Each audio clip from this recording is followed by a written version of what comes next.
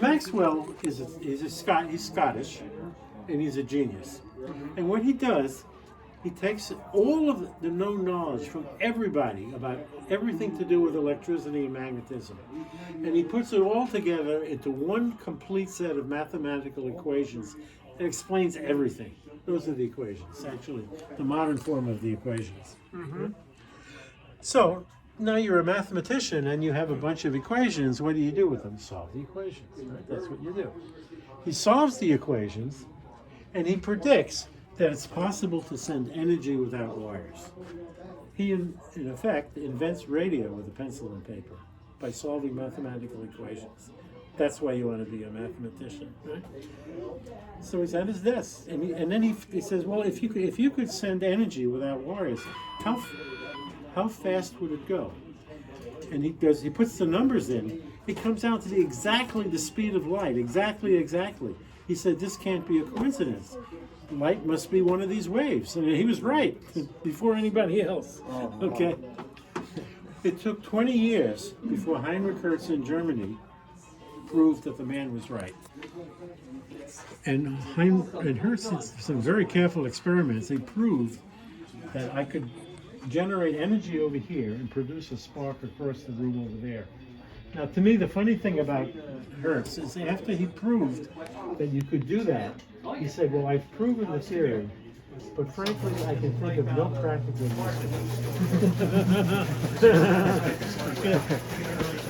All right, so that gets us to our friend Marconi. So Marconi is a telegraph operator by trade, and he's also an amateur experimenter. And he's working in his backyard in Italy, and he builds this because he had read all about Maxwell and Hertz and everybody else.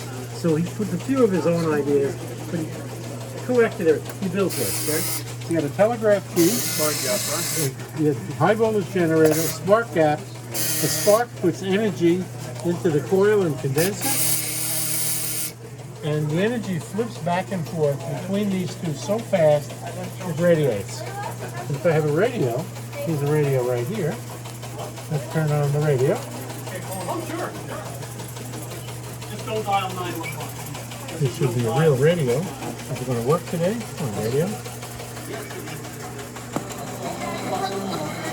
That proves it's a radio. Okay. We need to make sure that we can produce. Okay, real radio? I'm transmitting. This is a working transmitter. Right.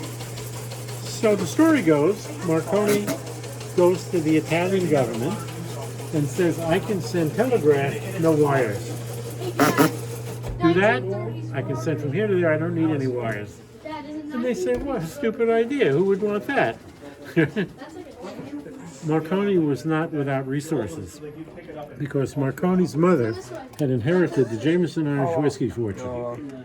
So he takes his mother's whiskey money, takes his thing, goes to London, meets some other bankers, puts together Marconi Wireless, becomes a zillionaire.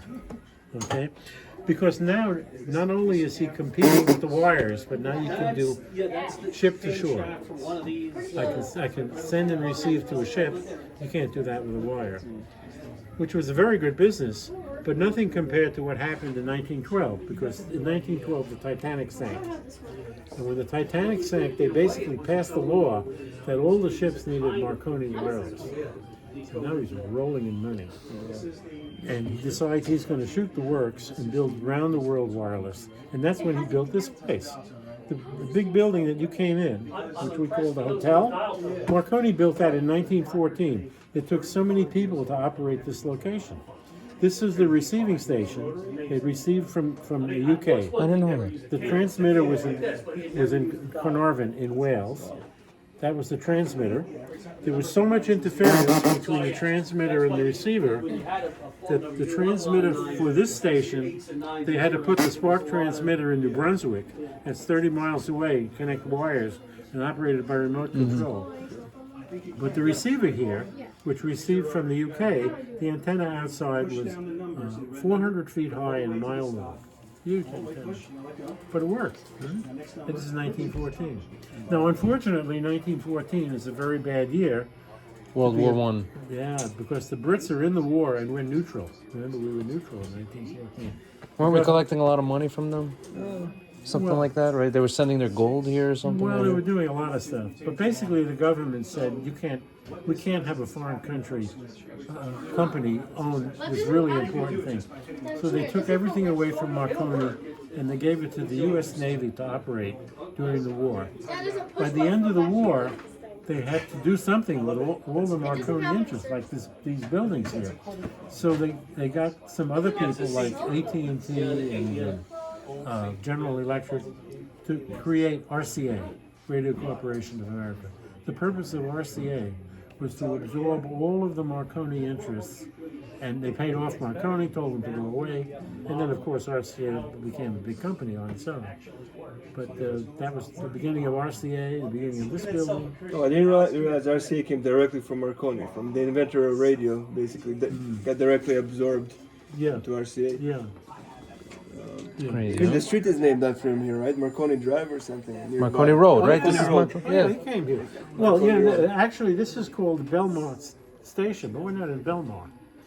And the reason is that when Marconi came here, he got off at the train and it said Belmar on the station. So he says, "We're in Belmar. This is the Belmar station." Nobody's going to argue with him. So that's what it is. Interesting, huh? How much your phone's ringing? So there are lots of people involved in this. We'll all have interesting life stories. I mean, the other. Do you guys have any time? You have time? You want Yeah. to story? Yeah. I can Yeah. tell you a lot of stories. Sure. Oh, so this is a variable capacitor over here, right? Yeah, right. That's Oh, I right. see the Yeah. plates are sliding past each other, Yeah. increasing the surface area. Yeah, they don't touch. Yeah, They yeah. change the amount of. This is maximum right here, Yeah, right? the amount of charge accumulated can be changed. Right. I see. I never actually saw a variable capacitor. I've heard of them. On the shoulders of his common sense, his Oh, sense so of an humor, inductor Yeah. and the and his capacitor together. unfailing notion So of standing up for the underdog. you're creating an oscillating. The resonance range. Wow.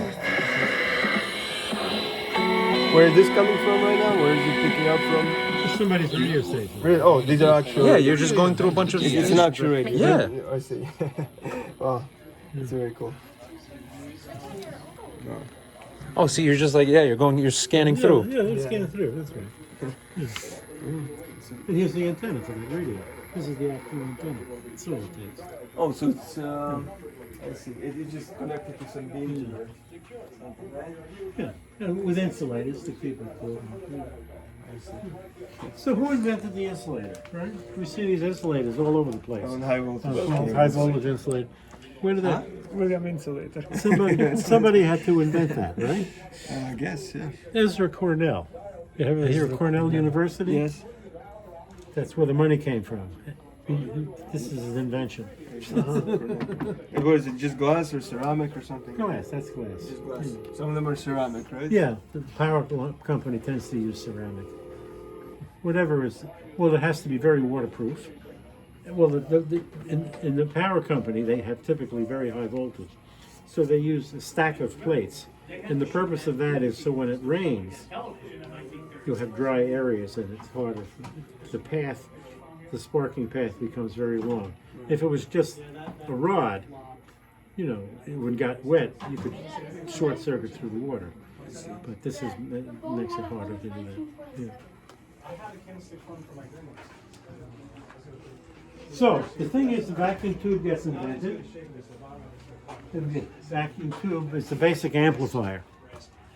And so now people have to figure out ways to use this properly. And one of the first people who really understood how the vacuum tube worked was this guy, Armstrong, Edwin Armstrong. So Armstrong is a student at Columbia University. Young kid, teenager, but a brilliant inventor. And he puts this together. This is the first regenerative receiver. Right? So this is Armstrong's receiver. These are variable capacitors, right? Okay. So he's going to tune the input. Then he goes through one tube, amplifies, tunes the output again. I see. Oh, so those are the three numbers on all the radios. Not quite. No, not exactly. Almost, but not quite. So he's got two input tuners an output tuner, and then his big idea is, I'm going to take the output, I'm going to send it back to the input and make it go around and around. He invents feedback, positive feedback. And by doing that, when you land on a station and you set the feedback, you get a tremendous gain. You can get a gain of 1,000 or 10,000 to 1. Huge gain. And he builds a very sensitive radio receiver. Nobody had ever done this before. So he writes a letter to the Marconi company and he says, I have this thing, very sensitive receiver. So the Marconi people say, oh, we've heard that before. If you have, excuse me, if you really have this thing, you have to talk to our guy. So who is Marconi's guy? Marconi's guy is David Sarnoff, this guy here.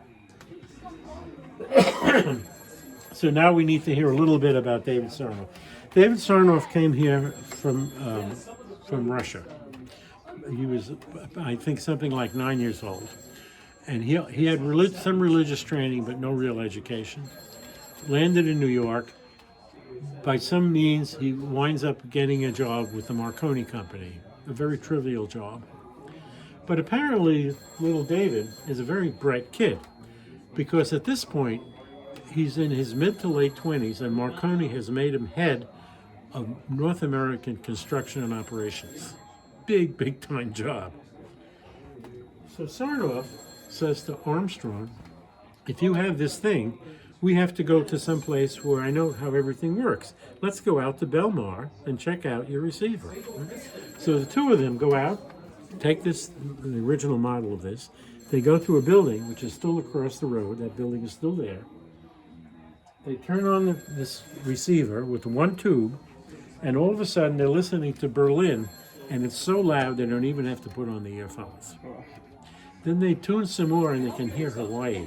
Hawaii had never been heard before in New Jersey. So the two guys spend all night out in the woods over there playing with this thing. And in the morning, Sarnoff writes this letter to Marconi, basically saying this is the best thing that ever happened. The kid really has it. And it was true, okay? So what happens to these people? So Armstrong eventually gets his degree from Columbia and graduates. And so he goes on to invent things. And of course, he's a genius.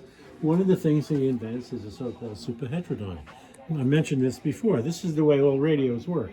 And it works by shifting the incoming signal to some convenient thing. Then he invents more things. But since this is not enough inventions for Armstrong, he goes on to invent FM radio. Okay? Just in case. At one point, Armstrong had so many patents that were worth so much, he became the largest single stockholder of RCA. It was worth millions. So what becomes of Sarnoff? So Sarnoff is working for Marconi, and he's doing his construction. And then, of course, RCA absorbs all of Marconi. Eventually, Sarnoff becomes the president of RCA. And then he becomes the president of NBC at the same time and creates NBC. And then he becomes the guy who invests in electronic television, and then the investor in color television, and huge, major influence on the whole electronics industry. So there's a love-hate relationship between Armstrong and Sarnoff that goes on for years, almost 50 years. RCA needs some invention. Sarnoff calls Armstrong, says, invent this. A few months later, Armstrong has the invention. Right? There's that kind of... The problem is that Armstrong is a little bit on the crazy side. And conflicts develop between Armstrong and Sarnoff, mainly over FM radio, and eventually gets to the point where Armstrong commits suicide.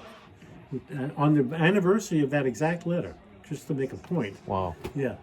And when this happens, Sarnoff actually wrote a letter to the New York Times saying, I did not cause him to commit suicide. And everybody said, no, you, Mr. Sarnoff, drove him to suicide. What year was that? Do you know? Or It was in, The letter is 1914. yeah, it was in the 1950s, I think, that this happened. Oh wait, this is a So different. add 49 years to 1914 and you got it. So 59, there you go.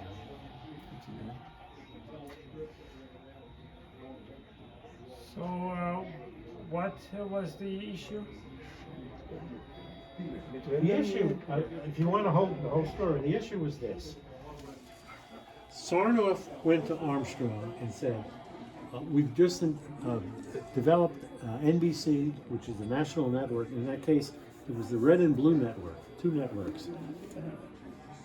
Eventually, one became NBC, the other became ABC. So Sarnoff created both of those networks. He said to Armstrong, figure out some way to eliminate the static on radio. I'll give you a laboratory in the Empire State Building near the top with any equipment you want. Full laboratory, you figure out how to get rid of the static in radio. Armstrong says, okay, you're on. After a month, year, I don't know what the time was, he calls Sarnoff and says, I have it, come and see what I did. So they go up to the Empire State Building, they turn on AM, conventional AM radio, it's full of static, noise, and everything. He flips on FM, it's absolutely perfect. Had solved the problem. Sarnoff goes completely crazy. He says, get rid of this right away, because I have just invested $1 zillion in national AM radio, with stations all over the country. And this technically obsoletes everything. I've been driven out of business. I don't want this. But he asked for it. But he asked for it. He didn't realize that would be the answer. Oh, he didn't know it would be He a different didn't technology. know that. He didn't. He wanted to. Sarnoff did not anticipate that Armstrong would come up with something that was completely incompatible with AM radio. Yeah, he wanted to And remove would the require noise. He wanted to just From AM. He AM. wanted to keep He AM. wanted to keep AM and noise. make Just it remove the better. noise. Oh, here's And frequency modulation. instead of keeping AM and making it better, he invented a whole new thing that obsoleted AM radio. And Sarnoff, He didn't know there's other frequencies. he says, I can't have this. Wait, because AM is on a different frequency? What is it? It's It's a different frequency, different modulation. Everything Different is modulation. Different. Everything is different. He didn't know he was.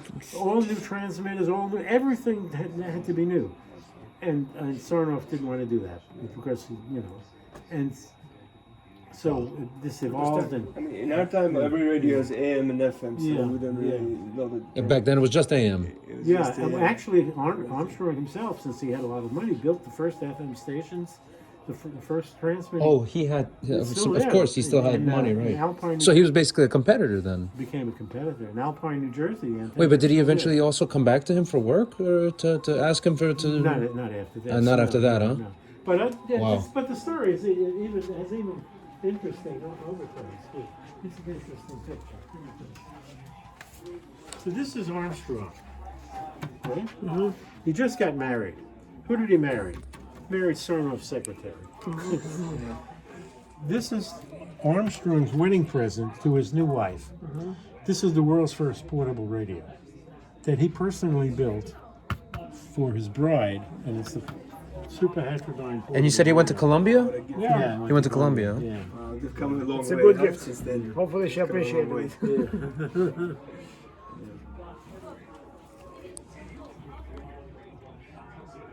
Oh, there's a picture of Armstrong.